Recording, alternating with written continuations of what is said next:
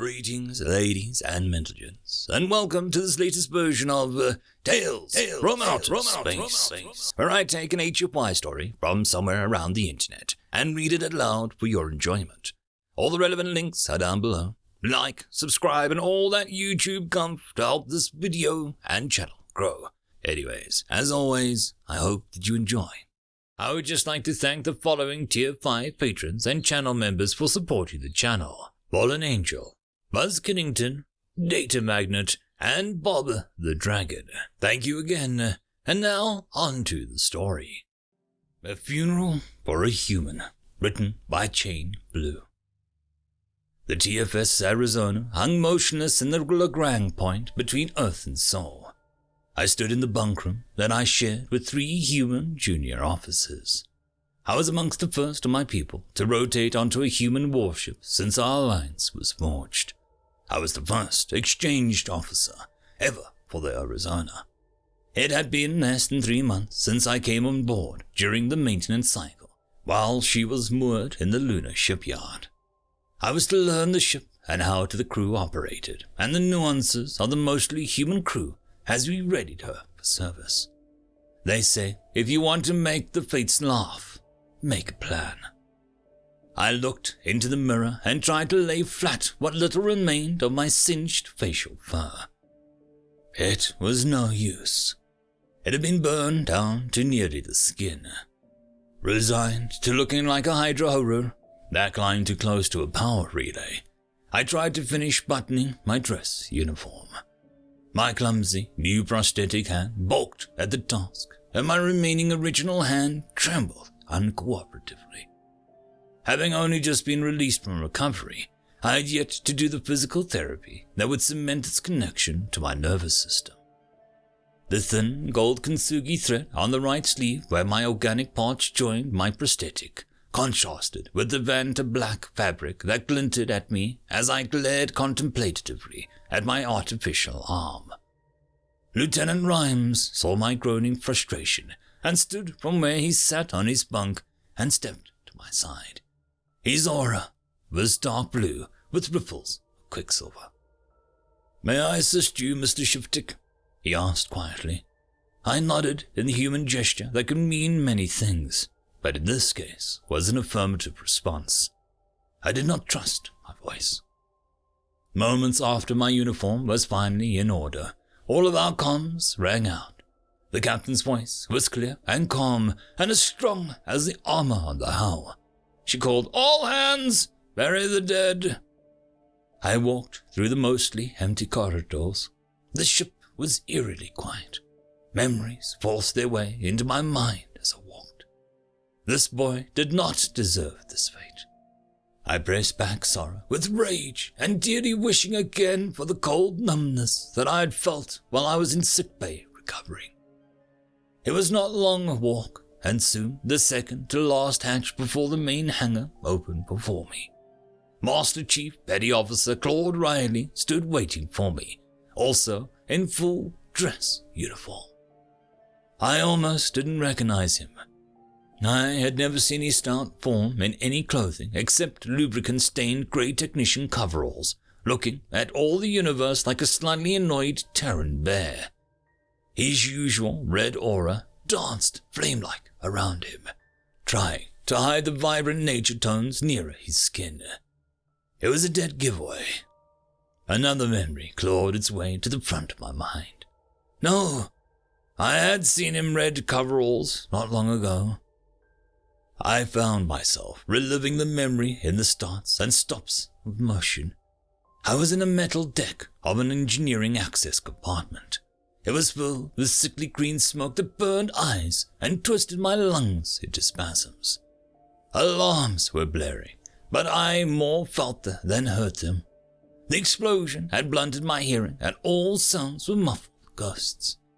My arm hurt, and I tried to look at it, but it wasn't there. Where is it? I thought, dumbfounded. It is supposed to be here, and it's not. Pink blood spurted from my mid-forearm in time with my heartbeats.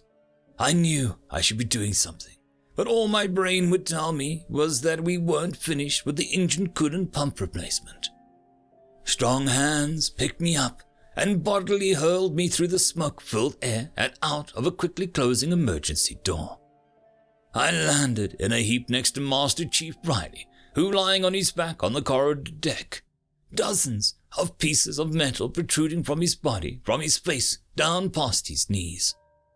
Deep, red, human blood flowed freely onto the deck. Then the world wavered into emptiness. It would be a full day before I regained consciousness and learned of the simultaneous surprise attack by the Urangantu on our shipyard and 12 others. Master Chief Riley was gripping my shoulder with his thick, stubby fingers and shaking me gently. "Sir, are you with me?" he inquired. My eyes focused on his. One was dark blue like the ocean before a storm, and the other was a metallic grey and gentle green glow of an artificial replacement. His face a map of new thin pink scars. Instead of answering him, I countered. "Master Chief, what are you doing out of recovery? When I left, I heard Dr. Puranan telling you still had 3 days left before you could leave." Master Chief Riley growled in a voice that reminded me of rocks grating together, and simply stated, "We disagreed." The man had a talent for brevity. We walked in silence into the hangar bay and gathered with the rest of the honor platoon. The hangar door was open to space with a barrier field keeping the atmosphere in place. Sol hung brightly in the distance. Our escort ships and point defense drones kept stations in spherical formation around us. Those aft and in our view had all of their hull lights on. The aft were altering formation to create a cylinder of open space leading directly to the home star. There were 7 Marines lined up near the stand where the 3-meter-long railgun slug lay perched. They were holding ancient-looking rifles with actual wooden parts.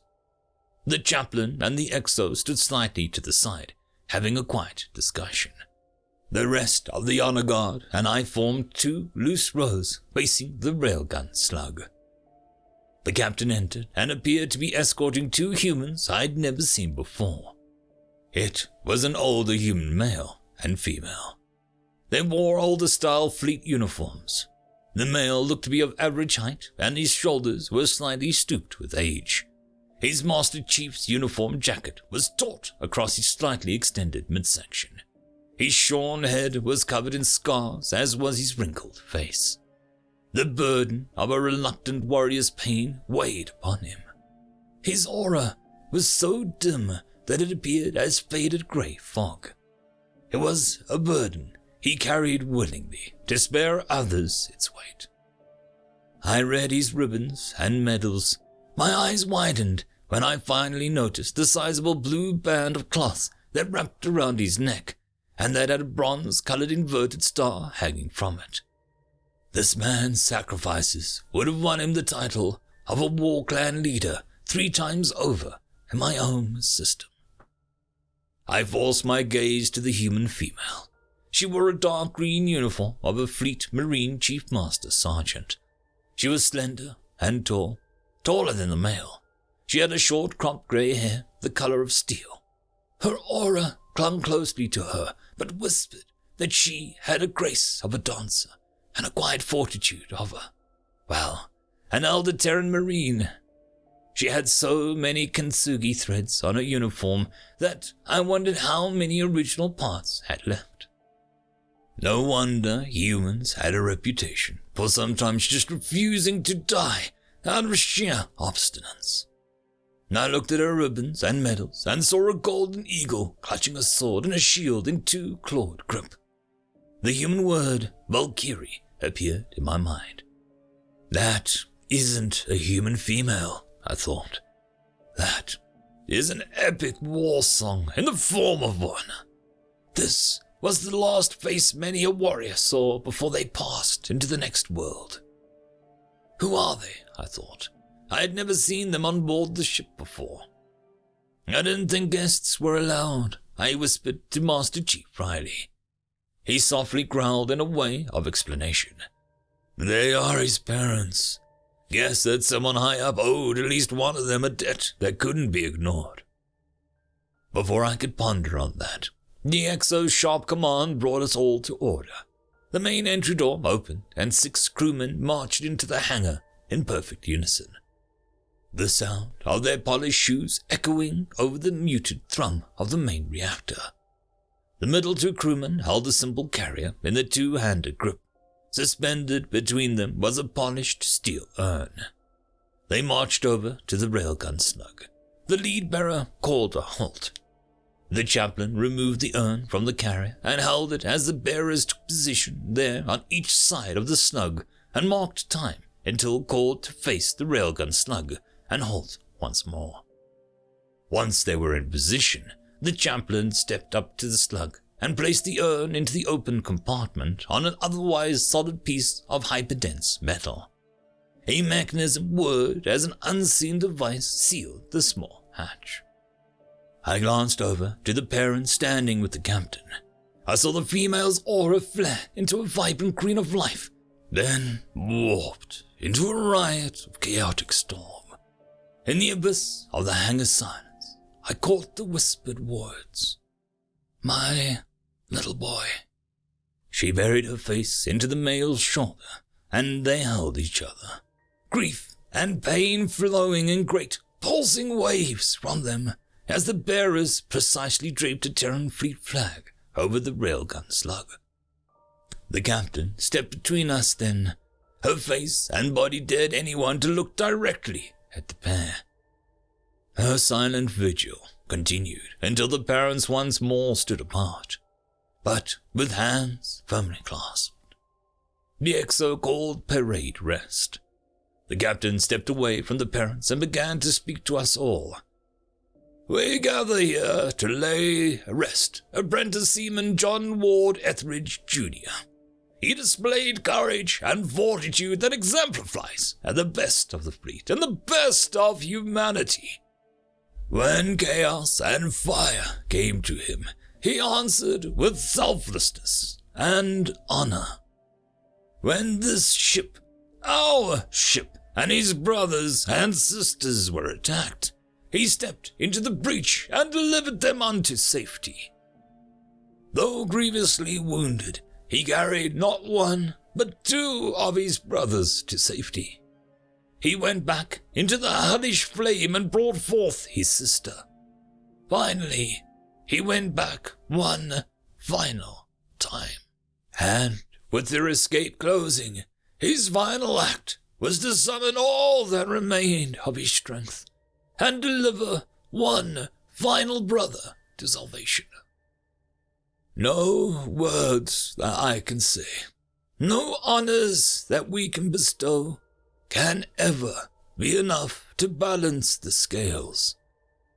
We stand here today in his debt. Because of him, 4 families of mothers and fathers, of husbands and wives, of brothers and sisters and children still have their loved ones in this world with them. Our debt can only be paid when we do everything in our power to stand between those we love and those who would do them harm and ensure that no more tears need be shed. I chanced to glance at the parents. Their auras hurt. They had abandoned all vestiges of military decorum.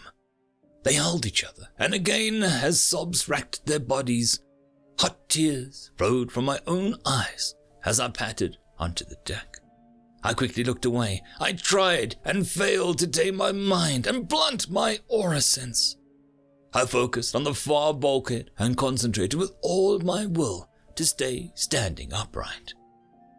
I followed along robotically as the XO called for a salute, then a long silence, where men of bowed heads rained down more tears. Another command, and the 7 Marines fired their ancient chemical propellant rifles in unison. They repeated this twice more. The service became a blur in time. I remember a horn playing a mournful song, but I cannot recall the notes. I remember a folded flag being presented to the parents, but I do not recall leaving the slug. I remember the starboard aft railgun being manually loaded, but I do not recall how the 5,000-kilogram monolith was moved to the breach. I remember the shudder as the recoil of the big gun overwhelmed the compensators, but I do not recall the command to fire. I remember the blue streak of tracer as the remains of Seaman Etheridge raced towards Sol, but I do not recall ever seeing the light fade. I remember looking once more at the creators of my savior with my full senses having brought to my knees by the sheer anguish they projected. I do not possess any memory of the bone-chilling funeral hell that I am told that I loosed upon the hangar. I am forever grateful that the parents felt that it was a show of deep and raw emotion by someone that their son's life had touched instead of a disrespectful breach of conduct. His mother sent actual paper letters to all present that day, thanking us for honoring her child and charging us with making his sacrifice into a legacy. My letter was handwritten and in my native language. I sealed that letter in a protective barrier. Even today, it remains inside my pocket of my uniform. My last solid memory of that day was of Master Chief Petty Officer Claude Riley pulling me up to my feet and saying, "Come on, we're gonna get roaring drunk.